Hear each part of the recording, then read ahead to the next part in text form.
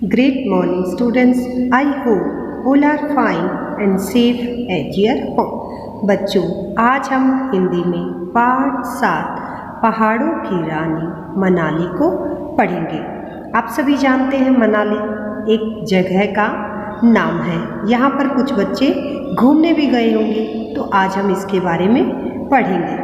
देखिए, भारत में कश्मीर से कन्याकुमारी तक अनेक सुंदर सुंदर प्राकृतिक स्थल हैं। क्या कहा है? हम सभी भारत देश में रहते, तो यहाँ पर कश्मीर से लेकर कन्याकुमारी तक बहुत ही सुंदर प्राकृतिक स्थल है, देखने योग्य हैं। यहाँ का प्राकृतिक पर्यटन स्थल सैलानियों क्या होता है? जिन्हें घूमने का शौक होता है, सैर करने का, के लिए विशेष आकर्षण का केंद्र रहा है।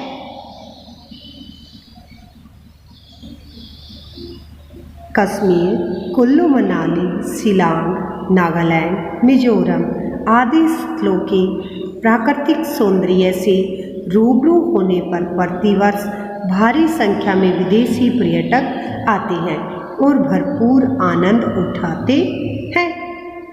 अब हम करेंगे पाठ परिचय। मीन्स हम अपने पाठ में क्या पढ़ेंगे। देखिए, इस पाठ में कुल्लू मनाली के प्राकृतिक दृश्य का सुंदर वर्णन किया गया है। समुद्र सतह से 1219 मीटर की ऊंचाई पर पर्वतों की गोद में बसी कुल्लू मनाली का सौंदर्य सैलानियों का मन मोह लेता है। क्या कहा है? जो हम पाठ पढ़ने वाले, इसमें कुल्लू मनाली की प्रकृति का बहुत ही सुंदर वर्णन किया गया है। इसकी समुद्र तल से ऊंचाई कितनी है? 1219 मीटर पर, और यह पर्वतों की गोद में बसी हुई है। जो सैर करने वाले लोग आते हैं, उनके बहुत ही मनमोहक लगती है। नेक्स्ट आगे देखिए, कुल्लू से मनाली जाने वाली सड़क के दोनों ओर सेबों के बागान, देवदारू वृक्षों की भरमार और रंग बिरंगे सुगंधित फूलों के बगीचे अत्यंत ही मनोरम है। यहाँ सेब, अखरोट, बादाम, नाशपाती तथा विभिन्न प्रकार की जड़ी बूटियों का उत्पादन होता है। मनाली जाने वाली जो सड़क है, उसके दोनों किनारों की ओर सेबों के बागान है, देवदारू वृक्षों की भरमार है, रंग बिरंगे फूलों के बगीचे दिखाई देते हैं, और यहाँ पर अखरोट, बादाम, नाशपाती, अनेक प्रकार की जड़ी बूटियों का उत्पादन होता है। आगे देखिए नेक्स्ट। अब हम अपने पाठ को शुरू करते हैं। देखिए, कुल्लू से मनाली जाने वाली सड़क धीरे धीरे ऊंची होती जाती है। जैसे ही हम कुल्लू से मनाली की तरफ जाते हैं, तो वहाँ पर सड़क धीरे धीरे पहाड़ों की तरफ जाते हुए ऊंचाई पर दिखाई देती, मीन्स ऊंची होती जाती है। मार्ग के दोनों ओर के प्राकृतिक दृश्य बहुत ही मनमोहक है। मनमोहक मीन्स होता है मन को अच्छा लगने वाला। कल्लोले करती व्यास नदी अपने कल्लोलिनी नाम को सार्थक कर रही है। सार्थक मीन्स अपने अर्थ के अनुसार होना, मीन्स सही करना। उसका शोर चढ़ाई पर चढ़ रही बस के इंजन को भी मात कर रहा है।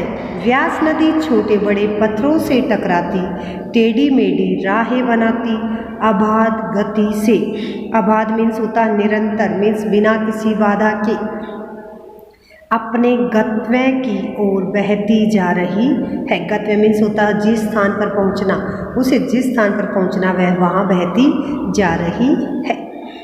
नेक्स्ट देखिए, रास्ते में दोनों ओर कहीं कहीं सेबों के बागान है, पाइन और देवदारू वृक्षों की भरमार है। भरमार मीन्स होता है भरपूर मात्रा में, बहुत ज़्यादा होना।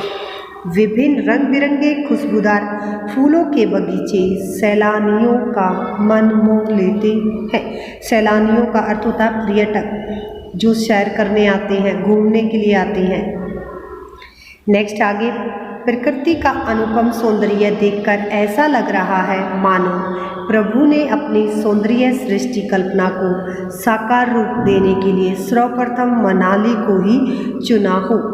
बर्फ से ढका पर्वत सुबह की सूर्य रश्मियों से सोने के समान चमक रहा है। पर्वत कभी दूर तो कभी पास दिखने लगती है। क्या कहा, कभी तो हमें पहाड़ जो पर्वत है वो बहुत दूर दिखाई देते हैं और कभी पास दिखाई देने लगते हैं। सूर्य की गर्मी के प्रभाव से बर्फ गलकर जल के रूप में नीचे की ओर प्रभावित हो रही है। जैसे ही सूरज की रोशनी बर्फ पर पड़ती है तो वो क्या हो जाती है, पिघलना शुरू हो जाती है। पर्वत, ग्लेशियर, जंगल, नदी, फलों, गेहूं के खेतों इत्यादि के सामूहिक रूप का जो चित्र बन रहा है उसके आकर्षण से यहाँ आने वाला बरबस सम्मोहित हो जाता है। नदी, फूलों, खेतों को देखकर हर कोई वहाँ पर आकर्षित हो जाता, बहुत ही सुंदर दृश्य दिखाई देता है।